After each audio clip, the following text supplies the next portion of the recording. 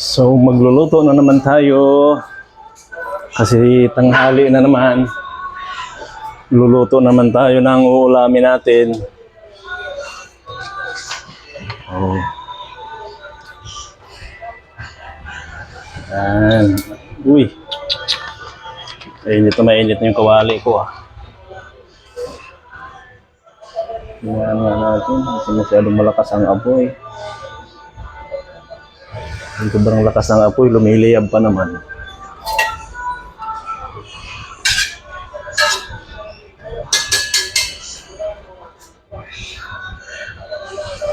Ilagay na natin itong bawang.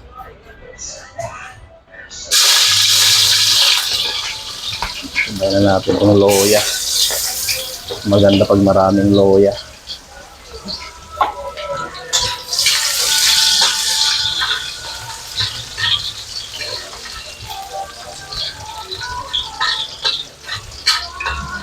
Adobo tayo ng manok ulit. Yung gusto nila, ano daw, yung patuyo. Yung walang sabaw, tuyo talaga siya. Ito ang gagawin ko ngayon. Nanimiss daw nila yun. Pagbigyan natin itong ating mga tao na ito. Para wala silang masabi. Ito kanina ko pa ito hinugasan eh.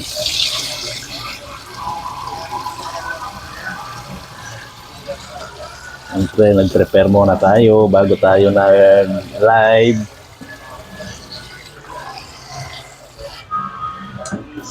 Magluluto tayo ng pang isang barangay.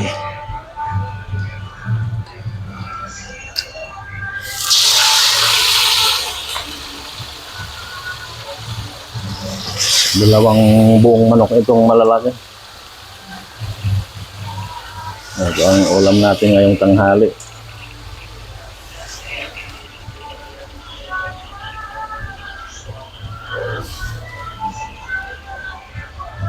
Hinaan ko kasi yung apoy kasi pag malakas yung apoy, delikado.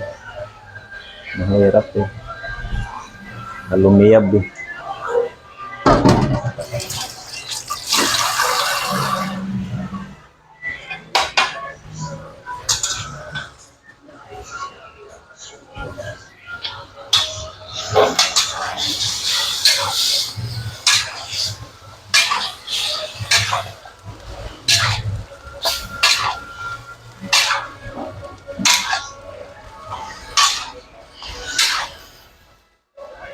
So,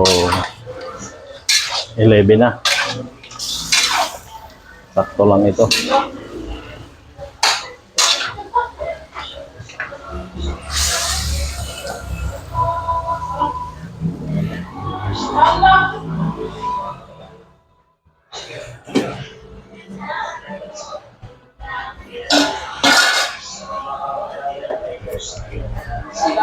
Lagyan natin ng paminta.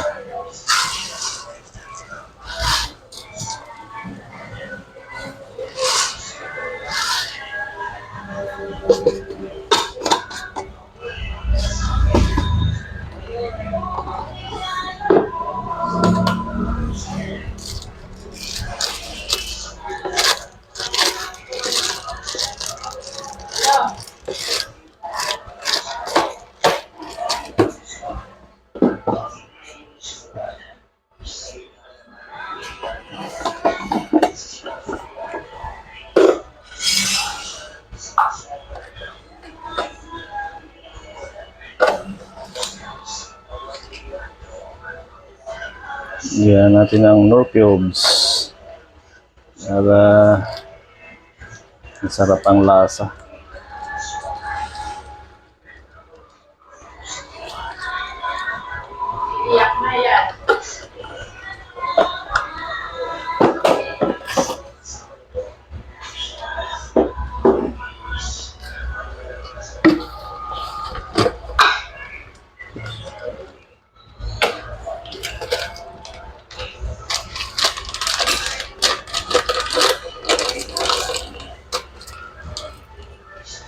Laurel.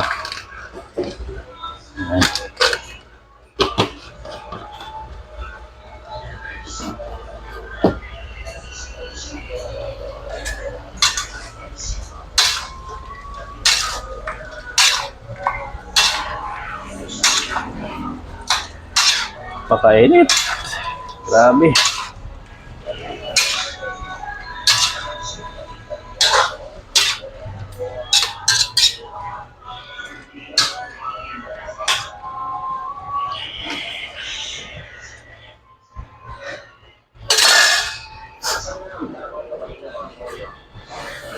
Takpan natin para ano yung ating pantakip dito.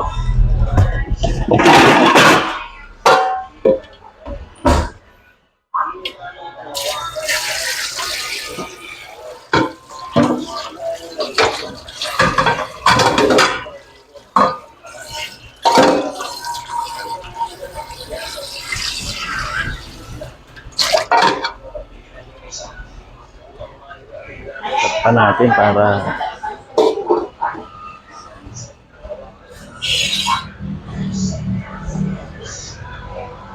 yung kanin natin. Ayan, luto na.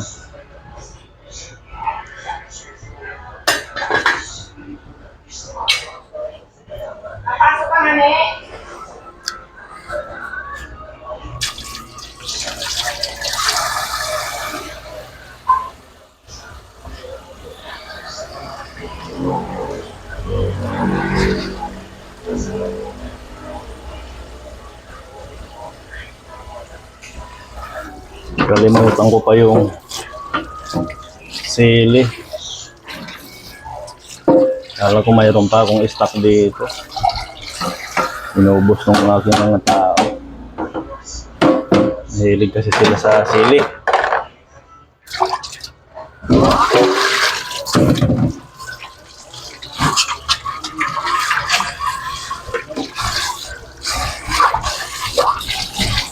Bawat kain kasi nila, kailangan may sili.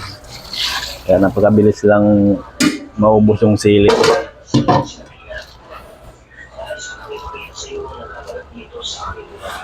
Pero mayroon naman kasing Bicolanong hindi mahilig sa sili. Eh dito kasi mga aking mga tao, bilang ako isang Bicolano rin. So, mga Bicolano din yung aking mga tao dito. Iba naman, mayroon naman Bisaya, halo. May taga Cebu.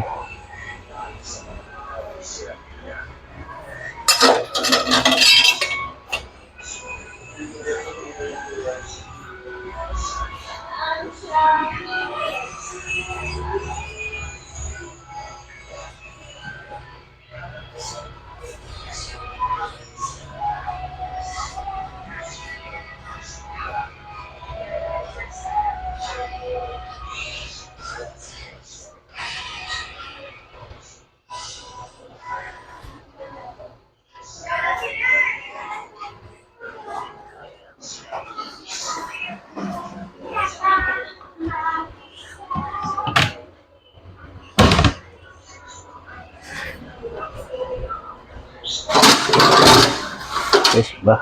Galit pa yata.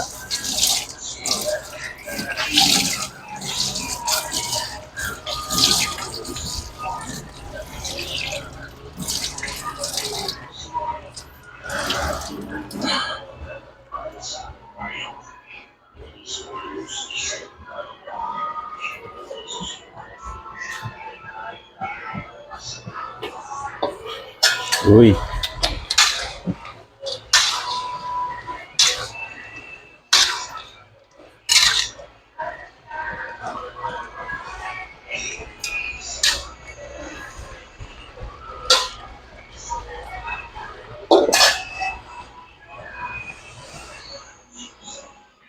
Lambutin natin para sigurado tayo.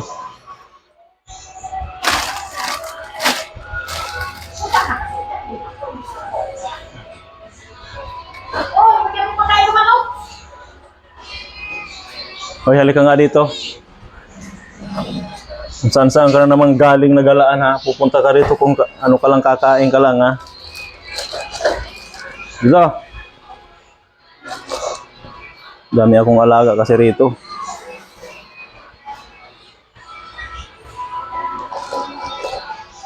Dito.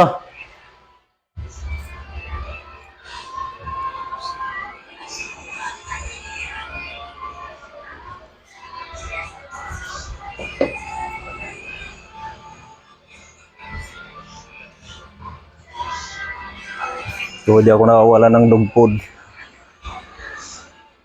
Pati pusa. Nagdudog food na rin. May pusa kasi ritong ano lang ito eh. Hindi, wala man akong alagang pusa eh. Parang pumunta lang dito tapos pinakain lang kasi ng mga tao. Yun, hindi na umalis. Nandito na. Kasi ang alaga ko talaga puro aso. Mahilig ako sa aso.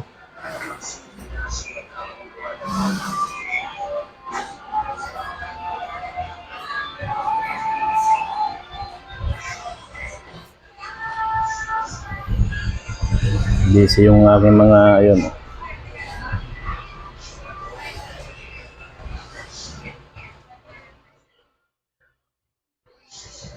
So, sabi kasi nila, mag-adobo daw ako na yung walang sabaw.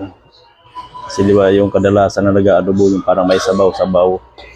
So ito, papatuyuin ko talaga ito eh.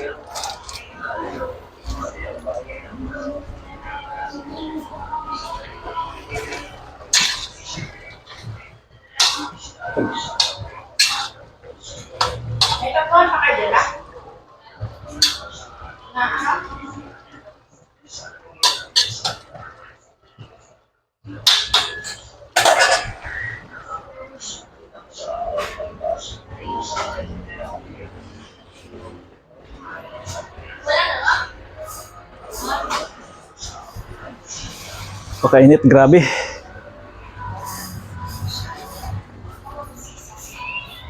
Wala ka nakita mo sa labas. Na ano? Yung adjuster. Adjuster. Kuha niyo para dito. Saan ba linagay nila yung mga gamit? Dito, wala na kulang yun. Ay, kulang yung pinadala nila. Kulang.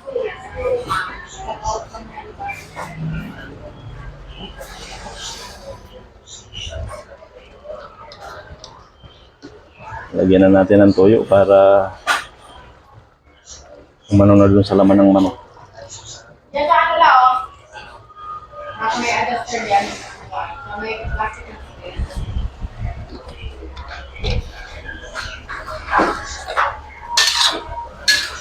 Yan, yung na yan. Ang bango. Hindi, ano, may nakakuha ka na ng patulan. Patulan.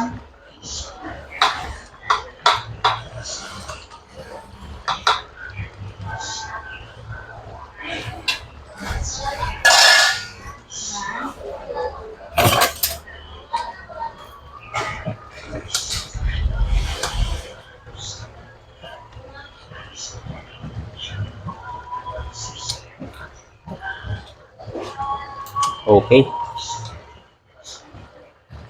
Okay na yung lasa. Yung kanin natin. Okay na ito. Ito na ito.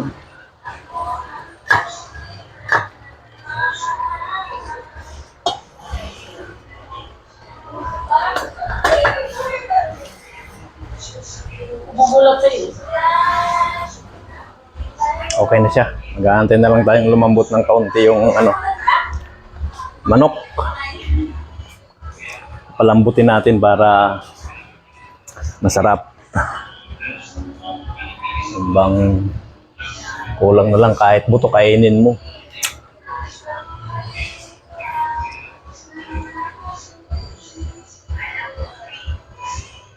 So di na kasi bumalik talaga yung aking ano tagaluto eh.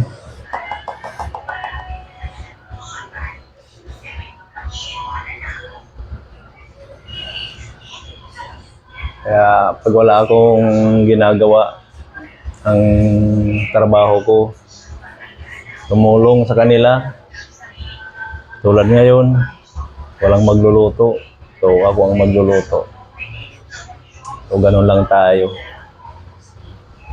Ganun lang ang aking papel dito pag wala akong lakad.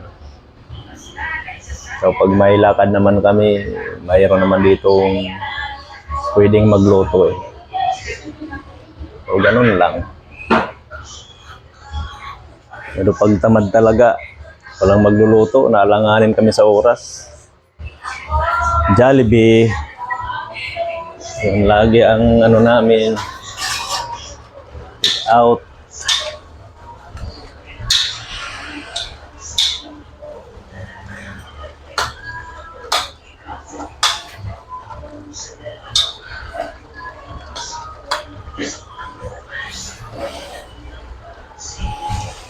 So papaanuhan lang natin ang ano ito po. Yung sabaw niya. Para matuyo siya.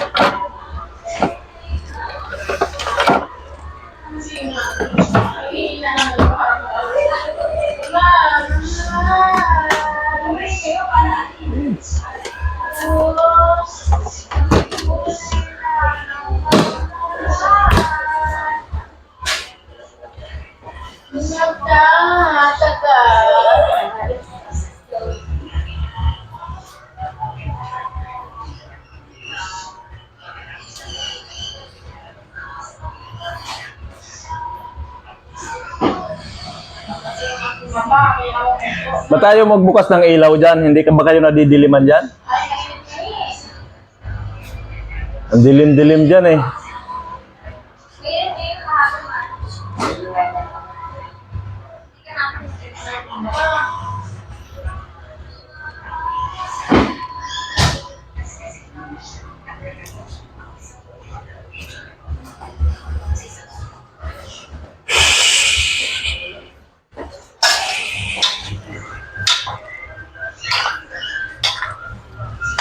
Pakainit kasi parang hindi tulad nung nakaraan pa. Dati nung nakaraang taon talaga maulan. Ngayon hindi.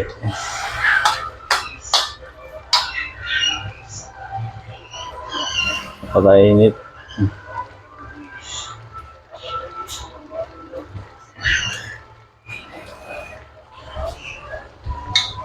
Tingnan natin kung talagang sabi nila sigurado na raw. Tikman natin. Talagang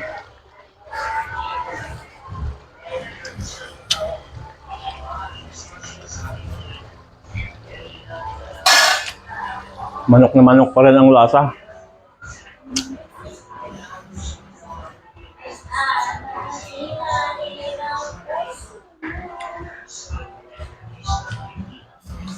Sarap.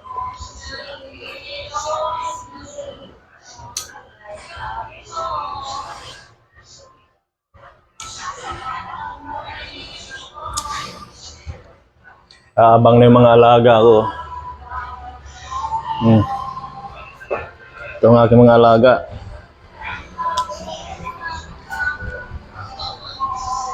Ito naman aking ano. Ayan, napakaliit lang yan. Pumeran yan. Tutulog.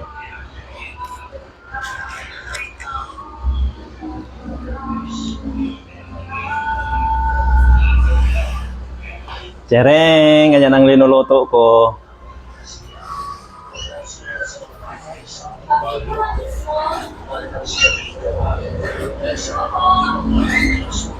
Ayan. Busy kasi sila lahat. Kaya,